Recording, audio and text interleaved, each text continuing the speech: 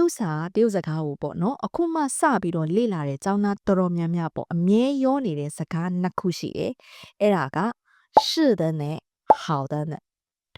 是的ဆိုတာကဟုတ်တယ်မှန်တယ်ဆိုတဲ့အဓိပ္ပာယ်ထွက်ပြီးတော့好的ကတော့ဟုတ်ကဲ့ဟုတ်ပြီကောင်းပြီ okay ဆိုတဲ့အဓိပ္ပာယ်တွေပါ是的ကဘယ်လိုနေရာတွေမှာသုံးပြီးတော့好的ကဘယ်လိုနေရာတွေမှာသုံးမလဲဆိုတာလေ့လာကြည့်ကြပါမယ်是的က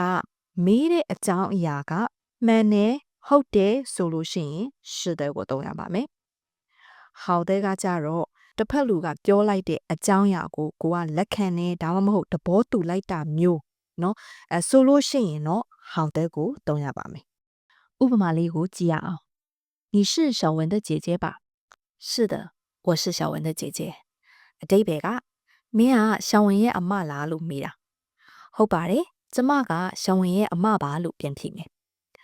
你是မင်းဖြစ်တယ်小文ကလူနာမည်小文的ဆိုတော့小文ရဲ့姐姐ဆိုတော့အမเนาะ小文ရဲ့အမလားလို့မေးလိုက်တာ是的ပြန်ဖြေတယ်ဟုတ်ပါတယ်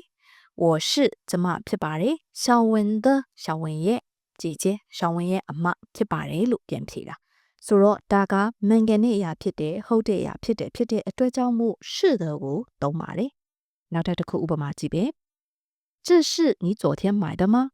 是的这是我昨天买的အတိတ်ပဲကဒီဟာမင်းမနေ့ကဝယ်ထားတာဟုတ်သလားဟုတ်ပါတယ်ဒါမနေ့ကဝယ်ထားတာပါဒီနေရာမှာ是的这是我买的အစားကို是的ပဲဖြေရင်လေရတယ်တို့ချုပ်ပြီးဖြေရင်တော့是的လို့ပဲဖြေလိုက်ရင်ဟုတ်ပါတယ်ဆိုတဲ့အဓိပ္ပာယ်ပဲเนาะအကယ်၍ပြပြစုံစုံဖြေချင်တယ်ဆိုရင်是的这是我昨天买的ဖြေလို့ရပါတယ်这是ဆိုတာကဒီဟာ昨天ဆိုတာကမနေ့ကမိုင်းဆိုတာကဝယ်တာအဓိပ္ပာယ်ပြည့်စုံကဒီဟာမင်းမနေ့ကဝယ်တာလားဆိုတဲ့အဓိပ္ပာယ်ဟုတ်ပါတယ်ဒါမနေ့ကဝယ်တာပါလို့ပြန်ဖြေတယ်เนาะဟုတ်ပြီနောက်ထပ်တစ်ခုဥပမာထပ်ကြည့်ပါမယ်你是今天新入职的员工吗是的我是အဓိပ္ပာယ်ကမင်းကဒီနေ့အလုပ်ကိုဝင်လာတဲ့ဝန်ထမ်းအစ်စ်လားလို့မေးတာဟုတ်ပါတယ်ကျမဟုတ်ပါတယ်ကျွန်တော်ဟုတ်ပါတယ်你是ဆိုတာကမင်းဖြစ်တယ်今天ဆိုတာဒီနေ့新ဆိုတာအစ်စ်入职ဆိုတာကဒါလုပ်ငန်းခွင်ထဲကိုဝင်တာနော်အလုပ်ဝင်တာနော်အလုပ်စတက်တာအဲ့ဒါကို入职လို့ပြောတယ်员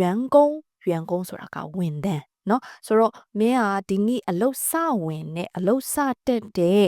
ဝန်ထမ်းလားလို့ဒါမေးလိုက်တာဟုတ်ပါတယ်ကျမဟုတ်ပါတယ်ကျွန်တော်ဟုတ်ပါတယ်ပေါ့ပြန်ဖြေတာဟုတ်ပြီနောက်ထပ်ဥပမာတစ်ခုထပ်ကြည့်ပါမယ်你是转校来的新学生吧是的我是အတိတ်ပဲက你是ဆိုတော့မင်းက转校ဆိုတာကကျောင်းပြောင်းတာ校က学校ရဲ့校转ဆိုတာကပြောင်းတာเนาะ转校ဆိုတာကျောင်းပြောင်းတာเนาะ转校来的ကျောင်းပြောင်းလာတဲ့新ဆိုတာအသစ်学生ဆိုတာကျောင်းသားเนาะကျောင်းသားဖြစ်ဖြစ်ကျောင်းသူဖြစ်ဖြစ်学生မတော့မယ်เนาะဆိုတော့转校来的新学生吧ဆိုတော့ကျောင်းပြောင်းလာတဲ့ကျောင်းသားအသစ်မလားကျောင်းသားအသစ်ဟုတ်သလားအဲ့လိုမျိုးမေးတာ是的我是ဟုတ်ပါတယ်ဟုတ်ပါတယ်เนาะကျွန်တော်ဟုတ်ပါတယ်ကျမဟုတ်ပါတယ်ပေါ့ပြောကြည့်ပါမယ်你是转校来的新学生吧是的我是နောက်ဥပမာတစ်ခုက他们是来报名的吗是的他们是来报名的အတိတ်ပဲကသူတို့ကစာရင်းလာတွင်းကြတာလားဟုတ်တယ်သူတို့ကစာရင်းလာတွင်းကြတာပါ他们ဆိုတာကသူတို့来报名ဒီနေရာမှာ报名ကစာရင်းတွင်းတာကိုပြောတာเนาะ register လုပ်တာတို့ဘာလို့ဆိုရင်报名လို့ပြောတယ်เนาะဥမာအတန်းသွားအပ်တယ်ပေါ့เนาะအတန်းသွားအပ်တယ်လေပဲ报名 register လုပ်တယ်เนาะအတန်းအပ်တာတို့ကျောင်းသွားအပ်တာတို့เนาะပြိုင်ပွဲတစ်ခုခုမှာသွားပြီးတော့ register လုပ်တာတို့နာမည်စာရင်းသွားပေးလိုက်တာတို့ဆိုလို့ရှိရင်အကုန်လုံးက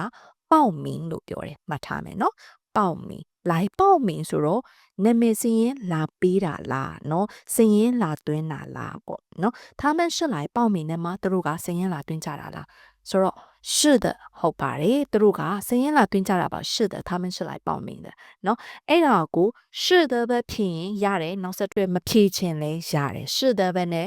ဒီမေးခွန်းကို ဖြတ်ချလိုက်လို့လည်းရတယ်ပေါ့နော်ရှိရှိပြောချင်လည်းရတယ်是的他们是来报名的နော်အဲ့လိုမျိုးဆက်ပြီးတော့ပြောသွားလို့ရတယ်ဟုတ်ပြီနော်是的နဲ့ပတ်သက်တဲ့ဥပမာလေးတွေပြီးတော့好的ကိုဘယ်လိုသုံးလဲကြည့်ကြရအောင်我们一起去看电影吧好的အတိတ်ပဲက我们ငါတို့一起去一起ဆိုတာအတူ去သွားမယ်看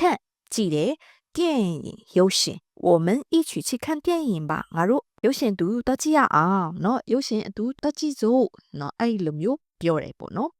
ဆိုတော့好的好的ဆိုတော့ okay လေကောင်းတယ်လေအဲ့လိုမျိုးပေါ့နော်好的ဒါကတစ်ဖက်လူပြောလိုက်တဲ့ဟာကိုကိုကသဘောတူညီတာသဘောတူတယ်လက်ခံတယ်အဲ့ဒီလိုမျိုးနေရာမှာ好的ကိုသုံးပါတယ်နောက်တစ်ခုဥပမာထပ်ကြည့်ပါမယ်你明天一定要来哦好的明天见你明天一定要来哦ဆိုတဲ့အဓိပ္ပာယ်ကမင်းမနေ့ထင်ကြရင်တေချာပေါက်လာနော်好的မနေ့ထင်တွေ့မယ်你明天မနေ့ထင်一定တေချာပေါက်要来哦တေချာပေါက်လာကိုလာမယ်နော်ဆိုတာကိုသူပြောလိုက်တာဆိုတော့အဲ့ဒါကိုကိုကသဘောတူညီတယ်လက်ခံတယ်ဆိုတော့好的 okay ပါကောင်းပြီလေနော်明天见မနေ့ထင်တွေ့မယ်လို့ပြောတာနော်你明天一定要来哦好的明天见ဒါပျော်ပြီးတော့ပြောလဲokay ဟုတ်ပြီမနေ့ထင်လာမယ်ဆိုတဲ့အဓိပ္ပာယ်ပေါ့နော်你明天一定要来哦好的明天见နော်ဟုတ်ပြီနောက်ဥပမာတစ်ခုကိုထပ်ကြည့်ပါမယ်小张你把这个文件拿给王经理好的အဓိပ္ပာယ်က小张နဲ့နော်小张ကိုမိလိုက်တယ်小张ဆိုတဲ့နာမည်ပေါ့နော်你把这个文件နော်文件ဆိုတာဒီ document ကိုပြောတာနော်ဒီစာရွက်စာတမ်းဒီ document ပေါ့နော်ဒီ file ပေါ့နော်你把这个文件ဒီ file ကို这个ဆိုတာကဒီဟာပေါ့နော်ဒီ file ကိုတဲ့နားကေဆိုတာကယူပြီးတော့ဘဒုပဲကေဆိုတာပေးတာเนาะဘဒုကိုပေးရမလဲဝမ်ကျင်းလီเนาะ manager ဝမ်ကိုသွားပေးပါလို့ပြောတာအတိတ်တွေကတော့ကရှောင်းချောင်းရေဒီ file ကိုယူပြီးတော့ manager ဝမ်ကိုတက်ပေးလိုက်ပါအောင်ဆိုတဲ့အတိတ်ပဲအဲဆိုတော့ဟုတ်ကဲလို့ပြောမယ်လေဒီနေရာမှာ是的လို့တော့ပြောလို့မရတော့ဒီနေရာမှာ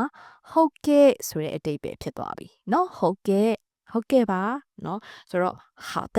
အဲ့နေရာမှာ好的ဟုတ်ကဲ့ဆိုတဲ့အဓိပ္ပာယ်ပေါ့နော်ပြောကြည့်ပါမယ်小张你把这个文件拿给王经理好的ဆိုတော့ဒီ file ကို王经理ကိုပတ်ပေးလိုက်ပါအောင်ဆိုတော့ဟုတ်ကဲ့ထပ်တိုးလေးပြောလို့ရတာ好的我现在去给好的我马上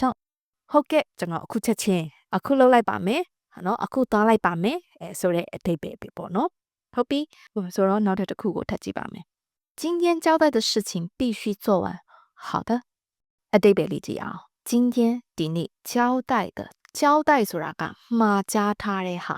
เนาะကိစ္စတစ်ခုကိုတာဝန်ပေးထားတဲ့ဟာမျိုးเนาะ事情ဆိုတာကကိစ္စ交代的事情ဆိုတော့တာဝန်ပေးထားတဲ့ကိစ္စဆိုတဲ့အဓိပ္ပာယ်必须ဆိုတာက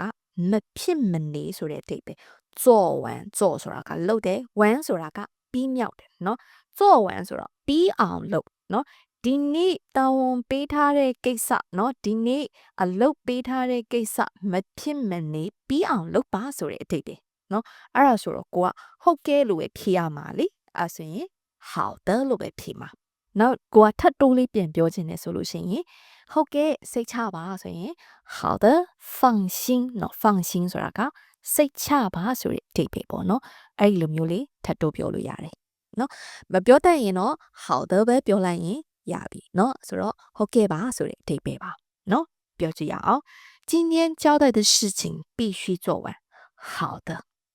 ကဲဆိုတော့是的နဲ့好的ကိုဘယ်နေရာမှာဘယ်လိုသုံးရလဲဆိုတာသိသွားပြီလို့ထင်ပါတယ်အဲ့တော့အသုံးနှုန်းလေးမမားရအောင်ပေးထားတဲ့ဥပမာလေးနဲ့တွဲပြီးတော့လေ့ကျင့်ပါလို့ပြောရင်းနဲ့တေးဥစားတေးဥစကားလေ့လာတဲ့သူတွေအားလုံးအဆင်ပြေကြပါစေ我是李美老师我们下一个视频见拜拜